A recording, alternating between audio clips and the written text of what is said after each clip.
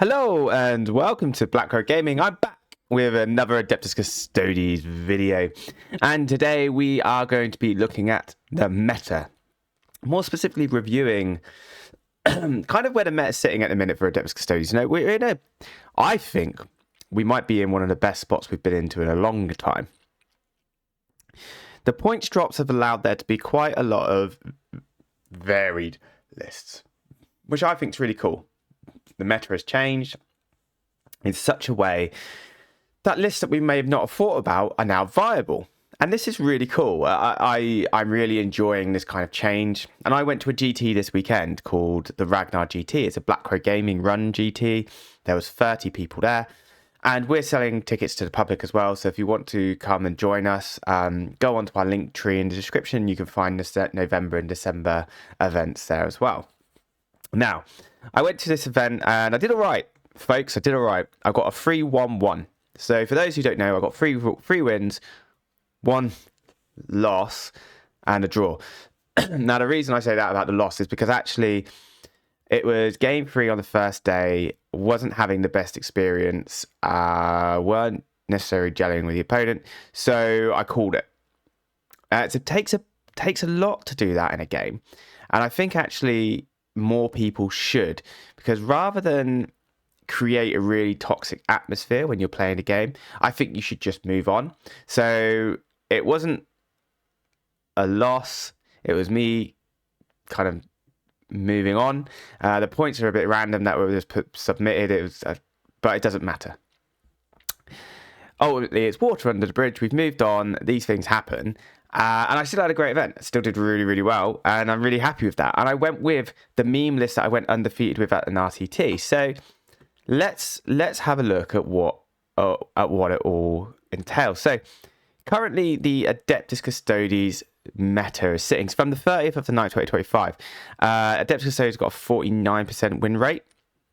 I think that's probably slightly high. This has come from our friends over in StatCheck, so thank you, Innes and Co, for providing this information. Unfortunately, Meta Monday seems to have dropped off the face of the earth. They haven't posted since August. I hope the person who does that is okay. We miss you. You were a fantastic little addition to Monday. I used to look out for it every Monday. So if that person does watch this, or someone knows them, please let them know that we're thinking of them and we want them to come back. But yeah, Adeptus Custodes is sitting at a 49%. I think that's healthy. I think we're probably more at the 51 now, personally. And the reason I'm going to say that is because you're going to see some GT results. So you can see some results. And this weekend, all the Custody players that were at the GT were positive. 3-2 being lowest result, a 3-1-1 and a 4-1. Now, that's really cool. It's a really cool thing to see at a GT. See 3 Custody players all go positive. 3 completely different lists. And I'm going to share them all with you today, folks, as we review the current meta that is Adeptus Custodes. Now, the Ragnar GT was actually filled with some great players. I mean, as you can see there's a lot of Blackroad Gaming players there. But Paul Bridge, you can watch him playing Olivia on the London, on the LGT. I think it was like day 2, round 4 or whatever. You can see him playing there. Alan is somebody who quite regularly frequents events. He's also the rules lawyer. So if you want to, we're going to be doing a video of Alan and we're talking about how he went 5-0 this weekend with the Wrath of the Rock for Dark Angels. It's a really cool list. But you can see our friend Thomas Hicks from the Hog Crankers, which is a little local team in our area that we see who comes to our events quite regularly. He went 4-1 at LGT and he went 4-1 this weekend as well, coming second. And he did really, really well. You can see me there in 6th. I was pipped by 5th by Callum, who just had a slightly higher scoring weekend than myself. So it was a 30-man GT. I came 6th with a 3-1-1, as I said. I took a list that only contained 1 Warden brick, and this is the exact same list I used at this undefeated RTT. This list was meant to be a meme, folks. I don't know what I can tell you. It is still a bit of a meme. So the story continued with this list. I thought I'd take it to this GT, and it performed really admirably. And there was 3 very different Custodes lists were at the event, and we're gonna talk about that. But this is my GT list. So I had a Blade Champion, an Alara Shield Captain with Ad Monomortis in Lion's detachment. So, you know. 2x5 Custodian Guard with Shield and Sword. So the Shield and Sword in Custodian Guard, the only reason they exist is to take flat free damage. That's all they exist for. There's no other reason. Just so that you can take out 2 of those flat frees that come at you. Because typically these flat free guns are more elite guns. So they're not going to be a huge amount of shots coming into you. Not going to be a huge amount getting through to you. So it's a way of mitigating the damage into your unit so you don't lose your damage dealers, which is your spearmen. A 1x3 Alaris Terminators with all the spears. A 1x2 Alaris Terminators with spears. A 1x5 Custodian Warned Brick with Vexilla and Axe, and that goes to my Blade Champion. That is my advance and charge threat. Now, something I want to single out to you guys right now is, obviously you can see I have got a lot of Custodian Guard and a lot of Terminators. The big key thing about them, they reroll everything that you need them to reroll to wound, which is impactful. So, Alaris Terminators reroll wounds into character units, monsters, and vehicles. Great. You want that because that's what their job is. The Custodian Guard reroll 1s when off the point and full wounds when on the point. In Lions, your shooting becomes quite impactful. You're wounding on 5s if you've spaced properly. And if you're on an objective, you're getting full rerolls to wound and you've got a double shoot. So you can actually put a surprising amount of firepower into your opponent. And that could be anything. Could be an Imperial Knight, for example, 26 wounds. And you want that chip damage coming through. I faced Chaos Knights and they were kind of chipping themselves with some of the shenanigans that they do, and they were all taking more wounds, and I was kind of sitting back thinking, this is great because I need these units to be softened up for when I go in for my go turn. And my god, does this list have a go turn. Now, Alara Shield Captain, if he connects, just quite frequently his average is between 16 to 20 wounds going through. It is nuts because if he pops off, you're basically wounding everything on 2s. Really nice. And the reason that is because of Lions, folks. You need to make sure you get your Lions placing. Playing the Lions is a challenge to make sure that all your units are 6 inches away from each other. But if you can master that, you'll find the list is incredibly efficient. 2x4 Prosecutors, Chaffee. A Land Raider. I've been running the Land Raider and having great success. It was really good sort of pushing piece. 2 Cladius Grav Tanks, the additional shooting. So having all that shooting meant that on these UKTC firing lanes, I felt really comfortable operating with them. And it meant that actually I was able to put in an awful lot of work. Loved it. One unit of Witch Seekers just to scout onto an objective I might want. And I really enjoyed this list. I took it for another 5 games, really enjoyed it. Am I going to run it for the next GT? Who knows? I've got a practice game tonight, the night of recording this, and I'm running a different list, which I'm going to highlight at the bottom, which is actually a mock-up from myself and Tom kind of texting one another and talking about what list would look cool, and we come up with a different mock. But let's have a look at Tom Hicks, 2nd place at the Ragnar October GT, and he took the Battlebots list. And it was Battlebots. So there's 9 mini dreadnoughts there. Now, I've run this list on TTS before and I really liked it, but I never thought to run so much chaff. He had a lot of chaff. Look at all of that stuff he managed to fit in that 2,000 point list. So he has 2 Galatis. 3 Galatis dreadnoughts, but 1 Galatis has the Augury uplink. That 35 point Feel No Pain. Then you've got a Contemptor Achilles Dreadnought who has the Talisman, so the +1 damage, more attacks. I get that, I see that. Big damage dealing bots.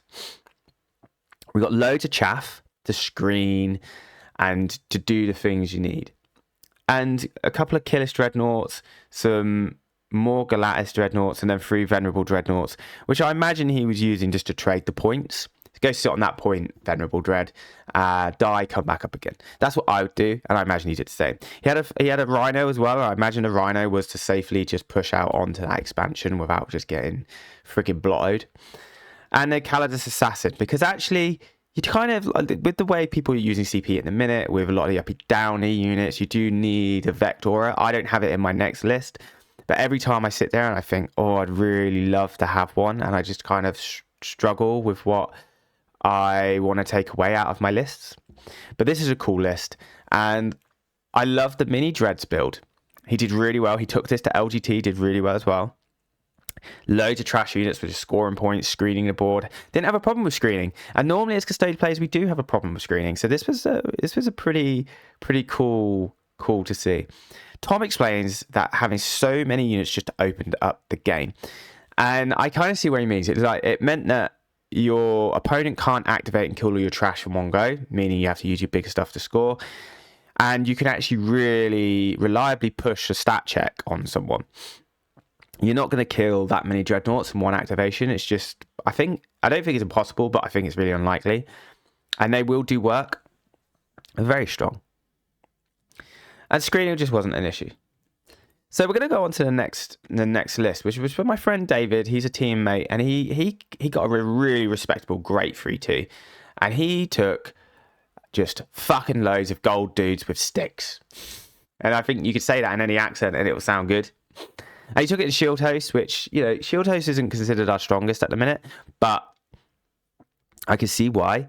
And you can see there, a couple Blade Champions, a bunch of Custodian Guard. I think there's 6 units of Custodian Guard, which is just wild. A unit of Alaris, which I imagine he was using to Weppy Downey. 3 units of Venatari for that rapid ingress threat. And a couple Witch Seeker units. Now, I think personally, after speaking with Tom and seeing what he means with the Golden Horde, I feel like you could probably drop a unit of Custodian Guard and just fill it with more chaff. And I think that'd probably be, he would have more action pieces for the Custodian Guard to continue applying pressure in other parts of the board. And I think that'd be really good. I also think this list would be great if you ran it as a Talons, if you have that much chaff. If you're running a Golden Horde and you have this much chaff, you got these reactive moves and little shenanigans you can do. I think it'd be really cool. I think the Golden Horde is a viable list and it's cool. But as you've seen from the other 2 lists, there's like 2 other completely different ways of playing Custodes. And that is something that we didn't have. We used to just be, Wardens. But you can see from these 3 lists, there's only 1 list and it contains 1 Warden brick. So all of these lists went positive. All of these listed well, without any Wardens. Now, me and Tom were talking about this, and we talked about it in quite a lot of depth, and he basically come up with this idea, and I don't know how accurate it is, but it was quite interesting. He says, Wardens just help you win the 85% of the games you were already going to win. Wardens just help you win it by an extra 10%. So if you've got an 85% chance that you're probably going to win anyway, the Wardens would add that additional 10%. Now, I thought about this and I was kind of like, actually, you know what? The fact that there's been 3 players this weekend go positive, and I mean by that, they've won more than they lost, and actually have solid results. I think it just shows that maybe he's right. Maybe, we can experiment with without Warden Brick builds. And I'm going to show you the next list that I'm running, which I think is a wild pressure list. And let's talk about that. So the new list is a Contemptor Galatis with Adamantine Talisman. That means that Contemptor Galatis has got is hitting, basically wounding with 4 damage. So it's got 9 attacks, AP2, flat 4 damage. Really strong. I've got another Contemptor Galatis with Honored the Fallen. The only reason that's on there is because I had 15 points spare. I've then got 5 Custodian Guards with a Vexilla shield and then 4 spears. I've got a Shield Captain on a Dawn Eagle jet bike. So the Guard are going in the Venerable Land Raider, and the whole point of the Land Raider is to push onto your opponent's natural expansion, because it's really hard for them to deal with a Land Raider. And that's 15 OC popping out of that Land Raider onto a point, charging onto the point.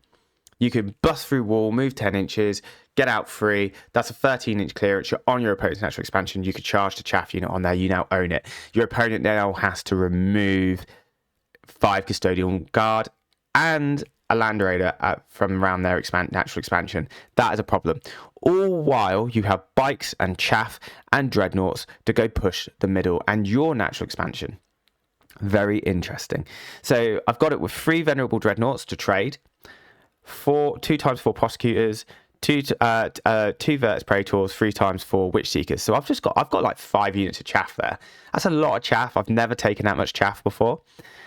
And I'm actually really excited to play this. Me and Tom were kind of talking about this, and we were just like, It feels pressury. It feels like it will really apply the pressure, and it does. So what did I do to kind of practice these lists? Now, one of the things that I like to do is when I come up with a list idea, I go build it on TTS, and if it looks too thin on the ground, I feel like maybe there's an imbalance here. But I then start deploying it. I then practice my deployment on UKTC maps and see where I can get to, what I can do, and how efficient it is. Now, you take a shield captain and the bites because you want to be able to come out, attack, combat, bounce back. That's why you do it. Now, the thing that I recognize in this list that I'm going to miss, which I normally get in Lions, is a severe lack of reactive move, of fall back and shoot, and charge. That doesn't exist in Solar other than taking that enhancement, which let's be honest, I don't think is actually that great. But the thing that Solar does bring is a reliable stat check, a fast army, which is the thing that I was really struggling with my GT list build, was that I just didn't have quick enough units to get onto the point and score awkward secondaries if I pulled them turn 1. So like my final game where I drew, I had 2 turns of dead draws, which meant that I got like 4 points maybe out of a whole 2 turns from secondaries. And I had to really sacrifice a lot of units pushing onto the primary. And I was going into that horrible Raven Guardy type list with Descent devs just dropping in. So I had nowhere to hide. So I had to push. And I felt I missed the speed. I'm not going to lie to you. I really missed speed. Whereas this is reliably quick, reliably tough, and hits reliably hard. And I think I'll be surprised how hard it will hit. Will I miss the tanks is my big question. Maybe. But I think if I'm pushing 5 dreadnoughts down someone's throat, I might be all right. Let's see how this goes. I've got a practice game tonight, and maybe I take it to the November Ragnar GT. So the tickets are available for that. They'll be in the description below. If you want to join our Discord, where you get the likes of myself, Lee Zag, and other well-known Custodian players, you can come and join the competitive Adeptus Custodian Discord.